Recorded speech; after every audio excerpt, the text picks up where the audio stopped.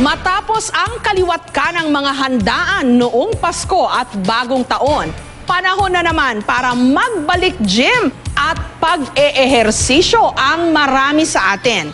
New Year's Resolution number 1, magbawas ng timbang sa iba't ibang paraan na in ngayong 2013.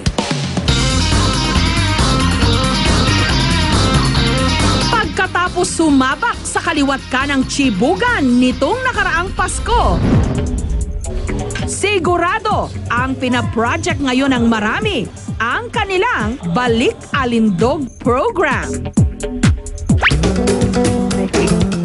Oo, tumaba ako.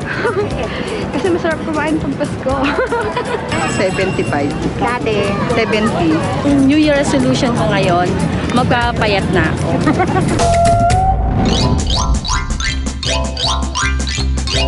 Si Christine, una sa listahan ng kanyang New Year's resolution, pagpapapayat.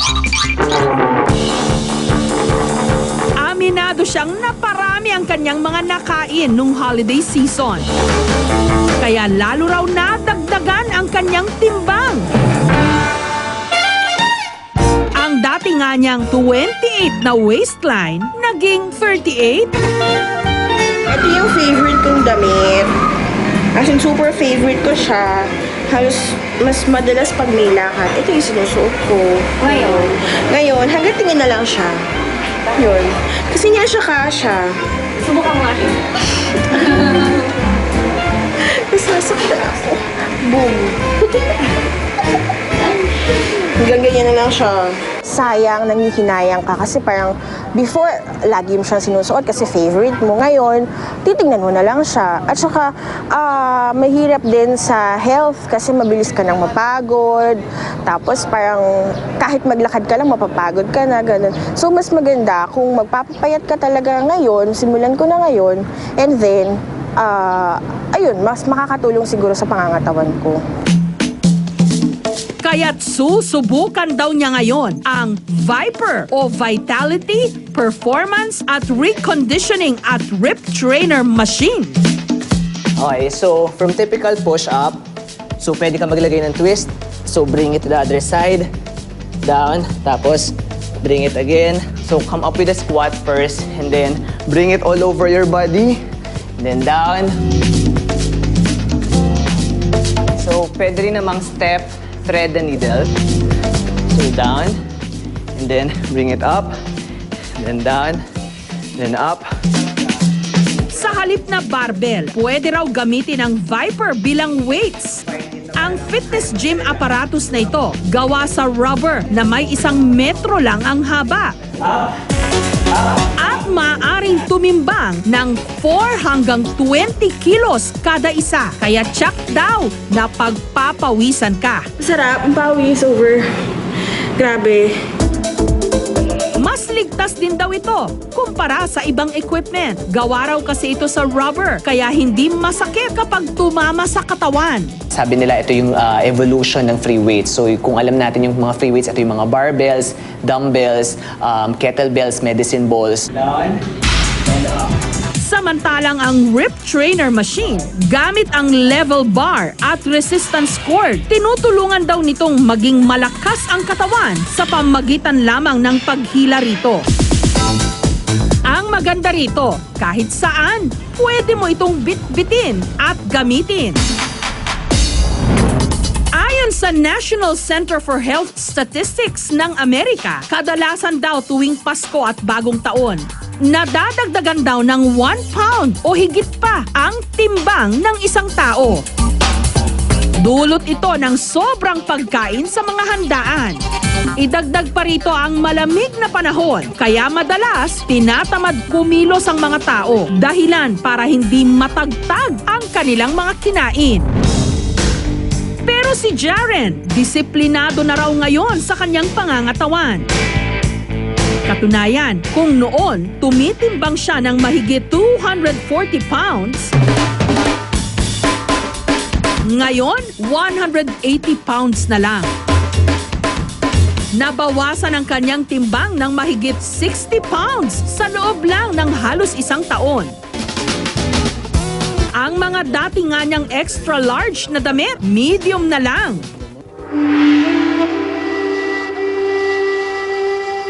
Ang susi raw sa kanyang maganda at matipunong pangangatawan ngayon, ang tawag, Xingyi Meditation. Yung heart rate mo tumataas kasi ang dami kang movements. Kasi it's a form of exercise as well because of the movements nga you do. Like when you learn the movements, then you know what I mean by like exercising. It's just like doing circuits, like doing push-ups but in a different way. Ang Xingyi Meditation may pagkakahawig sa Tai Chi exercise ng mga Chino. Isa itong klase ng internal Chinese martial arts o pinagsamang Liu Bafa at Yi Quan martial arts. Binuo ito ni David Chan ng Hong Kong kung saan kinikilala nila itong Grand Master. Ang Xingyi instructor ni Jaren, ang kanya mismong ama na isa ring martial arts enthusiast. Usually, the benefits are strengthening of your internal organs. When your internal organs are stronger, then your health becomes better. Ang 30 minutong martial arts exercise na ito, nagkakahalaga ng 4,800 pesos kada buwan. I feel better. Tumaas yung resistensya. Controlled actually yung blood pressure ko.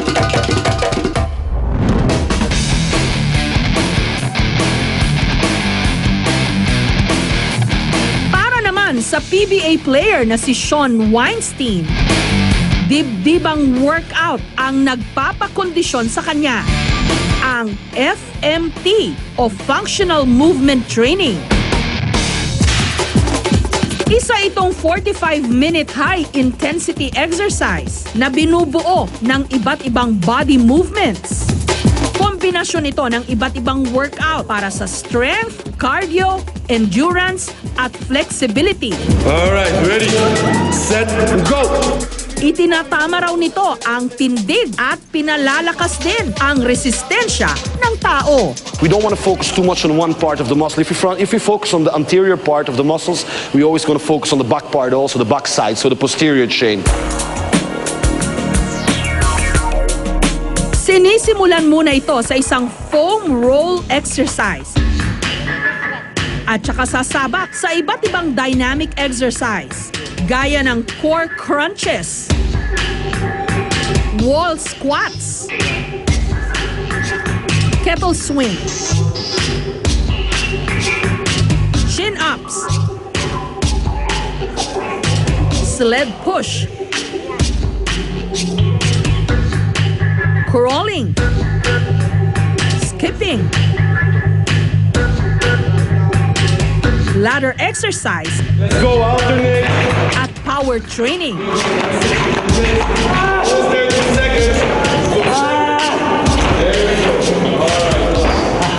Si Sean, wala pang kalahating oras, tagaktak na ang pawis. Very tiring. It pushes you to your limits. Really test your heart. And the preparation you put in is what you're going to get out of it. Very hard. Very hard. Very tough. Sa loob lamang ng 4 na buwan na pagsabak sa FMT exercise, ang dating 181 pounds na timbang ni Sean, 175 pounds na. This is the size I used to wear before. As you can see, it's a lot baggier. And now, since I've been in the training and nutrition, it's a lot more fit, a lot more tone, slim fit, and I'm comfortable wearing it. Ang tamang pag-eehersisyo ay 5 minutes to 10 minutes na cardio exercises para ma-stimulate muna ang ating puso to give the good supply of oxygen to the brain. Ang pangangalaga ng ating katawan, hindi lang para sa panlabas na anyo, pero higit sa lahat para sa kalusugan. Kaya, Operation Balik Alindog starts now.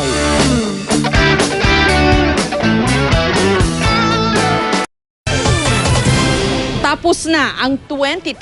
Move on na tayo ngayong 2013. Pero hindi dapat kalimutan ang mga leksyong ating natutunan at magsimula ng tama at puno ng pag-asa. Para po sa feedback at story suggestions, pwede nyo kaming i-email o sundan sa aming Twitter at Facebook accounts.